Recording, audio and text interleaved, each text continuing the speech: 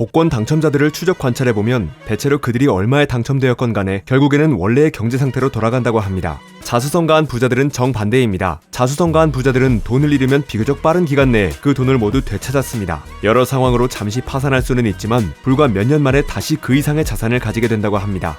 어떻게 이런 일이 가능할까요? 자수성가한 부자들은 돈을 잃더라도 그들의 성공의 가장 핵심적인 요소인 백만장자의 마인드를 잃지 않기 때문입니다. 마인드가 성공을 결정하고 지속하게 만드는 것입니다. 오늘은 가난한 사람들은 조롱하지만 부자들은 어김없이 지켰던 세 가지라는 제목으로 백만장자 마인드의 일부를 배워보겠습니다. 생각이 미래의 부를 결정한다는 생각을 하지 못하고 살았던 분들이라면 오늘의 내용을 통해 새로운 마음가짐을 갖고 자신을 바꿔보시기 바랍니다. 1. 크게 생각하는 사람이 크게 이룬다. 세계적인 부의 멘토인 하브 에커는 어느 날 자신이 주최하는 세미나에 순자산 25만 달러를 불과 3년 만에 6천만 달러로 불린 부자를 초빙하였습니다. 그리고 그 비결을 물었습니다. 그가 답했습니다. 크게 생각하기 시작하니까 모든 게 달라지더군요. 소득의 법칙이라는 게 있습니다. 당신이 시장에 부여하는 가치가 클수록 당신이 받는 보상도 크다라는 것인데 여기에서 중요한 단어는 가치입니다. 예를 들어 강연을 업으로 하는 사람들을 생각해봅시다. 강연자 중에는 그 내용이나 성격에 따라 20명 정도의 소그룹 지도를 좋아하는 사람들이 있습니다. 100명 정도가 적당하다고 하는 사람, 500명쯤의 청중을 선호하는 사람, 1000명에서 5000명 이상의 청중에게 강의하는 걸 기뻐하는 사람도 있습니다. 이들 사이에서 수입의 차이가 있을까요? 당연히 있습니다. 어떤 인생을 살고 싶은지, 어떻게 게임하고 싶은지, 메이저리그에서 뛰고 싶은지, 동네 야구단에서 뛰고 싶은지, 크게 놀고 싶은지, 작게 놀고 싶은지는 스스로 선택하는 것입니다. 보통의 사람들은 작게 노는 쪽을 택합니다. 왜냐하면 두려워서입니다. 실패하는 게 두렵고 성공하는 것은 더 두려워합니다. 또한 자신을 작게 여기기 때문에 작게 노는 것을 택합니다. 자신의 가치를 평가절하하는 것입니다. 자기가 다른 사람들의 삶에 큰 차이를 만들어낼 수 있을 정도로 중요하거나 훌륭한 인물이 아니라고 생각하면서 말입니다. 하지만 생각을 고쳐보세요. 사실은 이렇습니다. 당신의 인생에는 당신만 관여되어 있는 것이 아닙니다. 타인들도 엮여있죠. 우리가 지금 이때, 이 땅에 바로 여기에 있는 이유가 분명 있을 것이고 우린 그 사명을 다하기 위해 노력해야 할 의무가 있습니다. 오로지 자신에 매몰되어 있으면 모든 게 본인만을 중심으로만 돈다고 생각하게 됩니다. 즉 자기만 보입니다. 하지만 진정한 의미의 부자가 되려면 나 혼자가 아니라 타인의 삶에 가치를 더해줄 수 있어야 합니다. 발명가이자 미래학자인 버크민스터 풀러는 말했습니다. 우리 삶의 목적은 2세대와 후세대에 가치를 더하는 것이다. 우리는 모두 타고난 재능이 있습니다. 특별히 잘하는 것들이 하나씩은 있습니다. 이런 재능이 왜 주어졌을까 생각해보면 그만한 이유가 있을 것입니다. 중요한 것은 그런 능력을 혼자만 간직할 게 아니라 남에게 활용하고 나눠주어야 합니다. 조사에 의하면 제일 행복한 사람들은 타고난 능력을 최대한 활용하는 사람이라고 합니다. 그러니까 우리가 이번 생에서 해야 할 일은 자신의 능력과 가치를 최대한 많은 사람에게 나눠주는 것입니다. 그러려면 크게 움직이려는 의지를 다져야 합니다. 기업가는 어떻게 보면 이익을 얻으며 사람들의 문제를 해결하는 사람이라고 정의할 수 있습니다. 그렇습니다. 기업가는 문제 해결사입니다. 이왕 문제를 해결할 거면 많은 사람의 문제를 해결하는 편이 낫지 않을까요? 더 크게 생각하고 수천 명이든 수백만 명이든 좀 더 많은 사람을 돕겠다고 결정해봅시다. 돕는 사람이 많아질수록 더 많은 부가 돌아옵니다. 정신적으로, 정서적으로, 영적으로, 그리고 경제적으로 그렇습니다. 첫 번째 내용의 결론입니다. 작게 움직이는 사람들은 세상에 많습니다. 작은 생각과 작은 행동은 부족한 삶과 만족이 없는 생활로 이어집니다. 반대로 큰 생각과 큰 행동은 의미 있는 삶과 경제적 부를 둘 다 가질 수 있게 합니다. 선택은 각자 자신의 몫입니다. 가슴에 손을 얹고 다음과 같이 말해봅시다. 크게 생각하자. 수천 수만 명에게 기여하는 사람이 되겠다. 2. 시간이 아닌 결과에 따라 보상받아라. 학교에서 좋은 점수를 받아라. 졸업 후 좋은 직장을 잡아서 안정된 월급을 받아라. 그러려면 시간을 지켜라. 열심히 일해라. 이런 말을 많이 들었을 것입니다. 이 말이 전부 잘못되었다는 것은 아닙니다. 주위 사람들을 살펴보거나 경험을 확인해보면 답이 나올 것입니다. 문제는 안정된 월급이라는 말의 이면에 숨은 뜻입니다. 안정된 월급을 받는 것은 나쁘지 않습니다. 그것이 당신이 벌 수 있는 능력만큼 따라주고 있다면 말이죠. 그런데 보통은 이 부분에서 문제가 생깁니다. 가난한 사람들은 안정된 월급이나 시간제 봉급을 선호합니다. 다달이 똑같은 양의 돈이 똑같은 시기에 들어오는 그 안정감이 필요해서입니다. 그런데 그것에는 대가가 따릅니다. 부자가 될 기회가 사라지고 있는 것입니다. 안정된 삶을 바라는 마음에는 두려움이 깔려 있습니다. 그 마음이 실제로 하는 말은 내 실력으로 이 이상 벌지 못할 것 같아 두려워. 그러니까 먹고 살 만큼 혹은 편안할 정도로만 버는 편이 나아라는 것입니다. 반대로 부자는 자신이 만들어내는 결과에 따라 보상받는 쪽을 선호합니다. 완전하게 또는 부분적으로라도 그런 방식을 택한 부자들은 자기 사업체를 소유한 경우가 많고 대부분 거기에서 소득을 만듭니다. 건당 수수료를 받기보다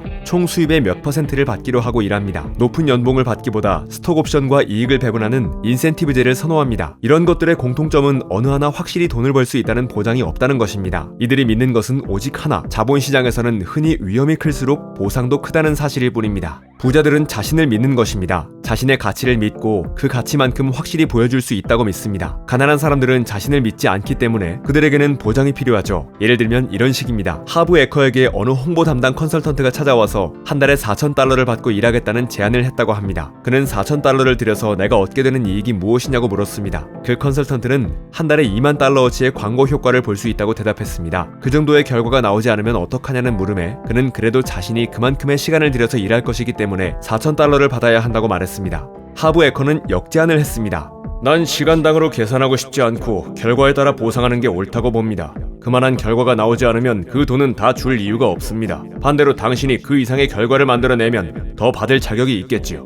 이렇게 합시다. 실적이 좋으면 한 달에 $10,000를 드리겠습니다. $4,000의 2배가 넘는 금액입니다. 그가 받아들였을까요? 거절했습니다. 부자가 되기 위해서는 결과에 상응해서 보상받아야 하는데 그는 그것을 거절했고 기회를 놓쳤습니다. 그는 현재 빈털터리일 것이고 이 원리를 알아내기 전까지 계속 그 상태일 것입니다. 이렇게 가난한 사람들은 돈과 시간을 교환하려고 합니다. 그런데 이 전략의 문제점은 시간이 한정되어 있다는 것입니다. 이런 상황에서는 필연적으로 부자들의 원칙인 소득의 한계를 긋지 말라는 원칙이 깨지고 맙니다. 시간당 계산법은 부자가 될 기회를 상당 부분 없애버리는 것입니다. 가슴에 손을 얹고 다음과 같이 말해봅시다. 내가 일한 결과로 보상받겠다. 3.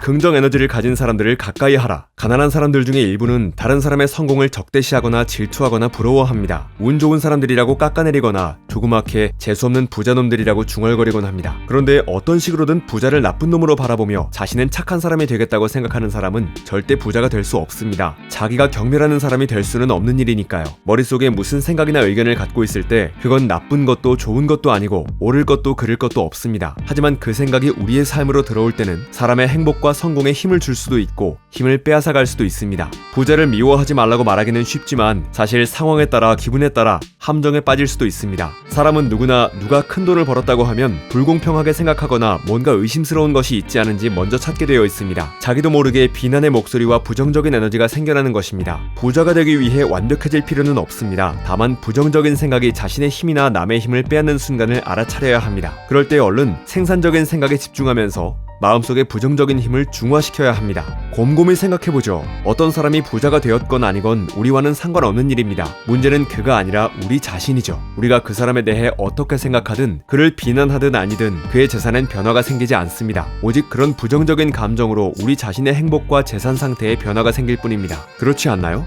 부자는 착한 사람이 될 수 없고 경건한 종교인이 될 수도 없고 대부분 나쁘고 탐욕스럽다고 생각하는 건 역시 아무짝에도 쓸모없고 낡은 통념입니다. 실제로 부자들을 만나보면 대부분 좋은 사람들입니다. 그들이 대체로 탐욕스러운 속물들일 것으로 생각했던 사람이 충격에 빠질 정도로 말입니다. 부자들은 대체로 긍정적이고 믿음직하며 목표에 매진합니다. 결단력 있고 끈질기며 성실합니다. 대인관계도 좋습니다. 격식을 따지지 않고 편안하게 사람을 대합니다. 부자를 미워하는 것은 무일푼 상태로 남는 제일 확실한 방법입니다. 우리는 습관의 동물이므로 이 습관을 극복하려면 훈련이 필요합니다.